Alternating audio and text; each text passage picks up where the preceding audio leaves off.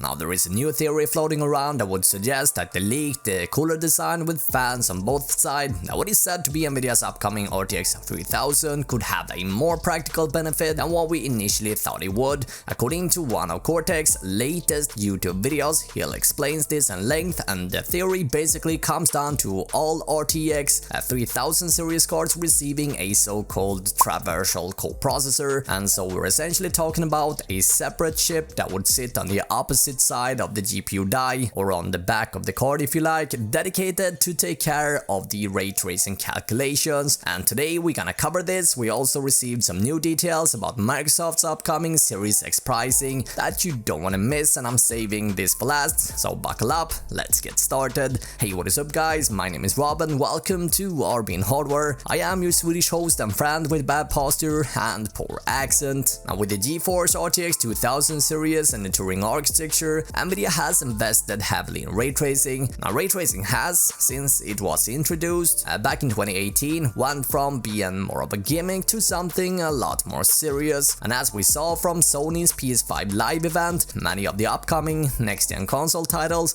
will have some form of ray tracing feature. The way Nvidia solves ray tracing and Turing is by having so-called RT cores that is now part of the architecture, and it should be said these RT cores guys are relatively complex and they occupy a considerable amount of transistors and surface on the GPU die, which means that there is less space left over for transistors and other important things that could calculate the graphics. That simply doesn't affect ray tracing. According to this new theory from Cortex, Nvidia's solution to the dilemma could be to equip the GeForce RTX 3000 series cards with so-called traversal coprocessor, whose only task would be to perform ray tracing calculations. The theory itself is based on the leaked cooler design, which shows two fans mounted on each sides of the graphics card, and the theory suggests that the Nvidia could be applying a double-sided PCB where the back of the card would house this new so-called traversal coprocessor, and the only sole purpose of the processor could be to move all the RT cores from the main GPU core to the coprocessor instead, and this could, in theory, improve the ray tracing performance even on the N3 RTX 3000 series graphics cards. And by using a specialized processor for this very purpose, Nvidia should be able to equip the main GPU with more compute units in a way that otherwise simply wouldn't be possible. Now solving the ray tracing dilemma with a so-called traversal coprocessor like this wouldn't be entirely new to Nvidia.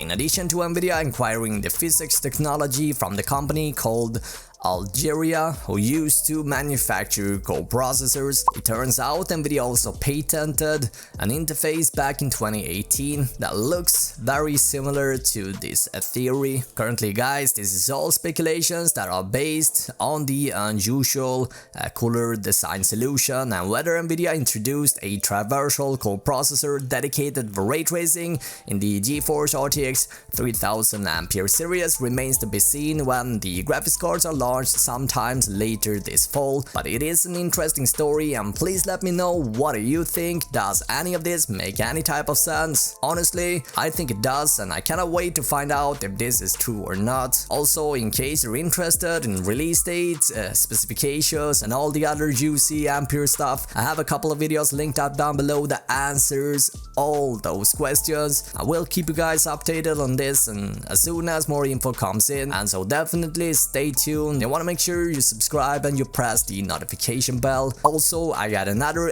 exciting thing I want to share with you guys. This revolves around the Lockhart, which according to rumors may be half the price of the Xbox Series X. Now, in case you're a bit out of the loop, Lockhart is supposed to be Xbox Series X a budget alternative, and it's supposed to be an important part of Microsoft's strategy for the soon to begin new console generation. A guy named Estman, who has proven in the past to have access to Microsoft insider information, spoke on the Beyond 3D forums a few hours ago, revealed that the Xbox Series X will be half the price of the Series X. It will come in a small form factor and it will be an all-digital console. Unfortunately, it doesn't know the final pricing for the Xbox Series X, and last I heard, Microsoft were preparing for a $400 Xbox Series X. I'm not sure what the final price will be, and I think if Sony is $500 to $600 Microsoft may try to go in at $200, $400 or $500, but we